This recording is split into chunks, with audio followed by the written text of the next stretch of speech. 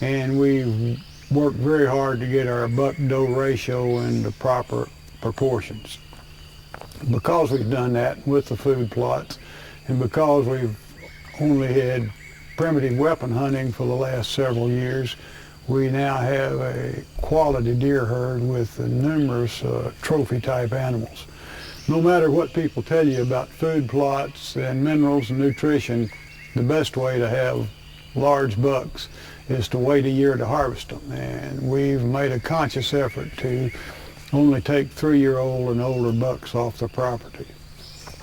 We have tripod stands, box stands, tree stands throughout the property, and have what we think is as good a trophy deer hunting as there is in the southern United States.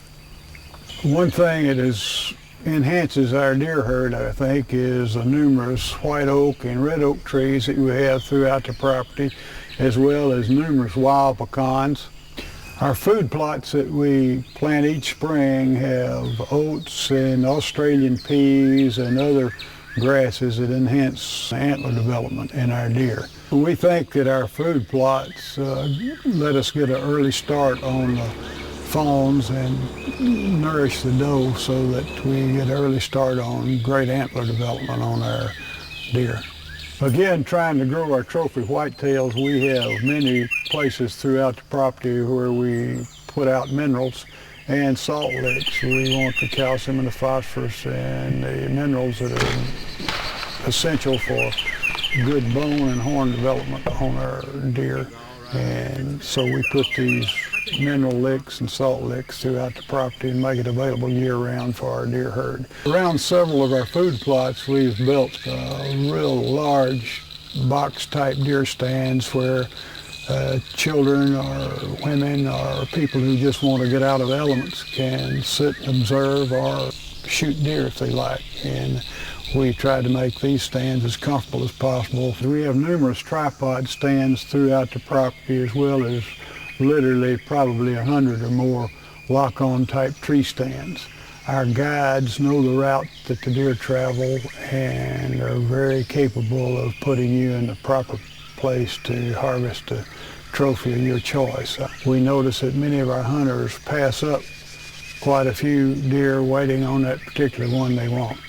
And because of our deer management program, we take 70 to 100 doe a year and 20 to 25 trophy bucks each year off of the property. There are numerous sloughs and field edges that are not cultivated. We don't have a lot of wide open spaces as you see many places. Essentially, the whole farm of 10,000 acres is prime deer habitat. And quite honestly, some of our best deer hunting is around our field edges and in the property that's around our agriculture. It's not uncommon for us to harvest 160 to 170 inch deer on the property in the last several years, and I think this is because of the management program we've had in place with our minerals and our food plots, and quite frankly restricting the harvest of deer until they're 3 years old. Turkeys were introduced here by the Game and Fish Commission several years ago, and they are thriving on the property. I think the reason for this is that they utilize the habitat that we have provide for the ducks and the deer, and also they really haven't been hunted very much to this point in time, and we have quite a flock of turkeys that are developing on the property. Because of our diverse habitat and the number of birds here, it's not uncommon for a hunter to hear 6 or 8 birds in the morning, and most of the hunting is successful, and most of our hunters do harvest a bird. In the winter months, during deer and duck season, while we're driving the levees and around the farm, it's not uncommon to see flocks of 40 to 50 turkeys rummaging in the cornfields or the soybean fields. The turkeys that we have harvested here, the gobblers, are usually in the 20 to 25 pound range and have inch to inch and a half spurs. They grow quite large, I think, because of the diverse habitat that they have, as well as the food plots that we provide for our duck and deer that the turkey utilize as well.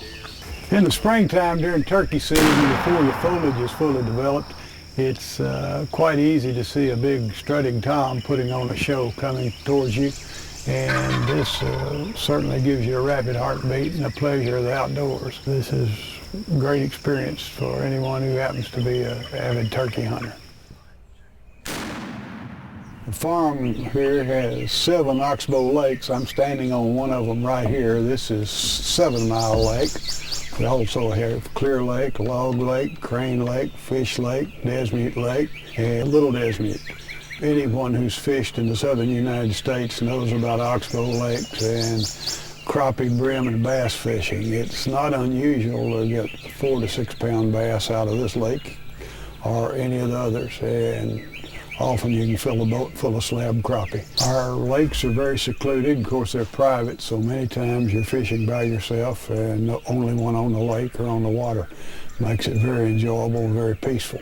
Also, fishing on the White River is exceptional for catfish and Kentucky bass. We have access to the river year-round from a boat ramp, and 17 miles of river frontage makes it very beneficial and very enjoyable. We have sandbars for late afternoon family get-togethers or picnics, cookouts, that sort of thing.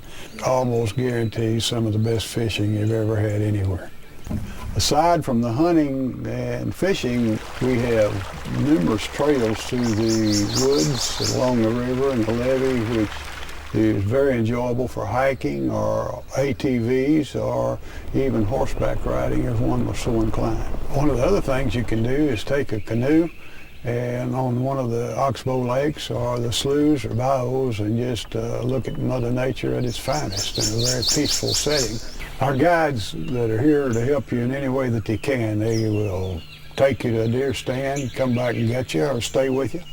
They'll help you bring the game out of the field and also to process it.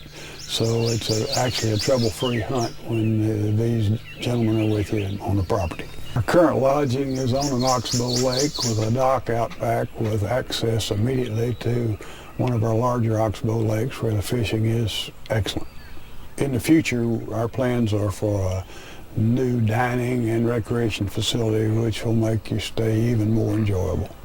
The property's been featured on outdoor television several times, such as Adventure Bound Outdoors, The Hunter's Journal, and Waterfowler's TV, just to name a few. In closing, I hope I've given you a fair and accurate description of our property.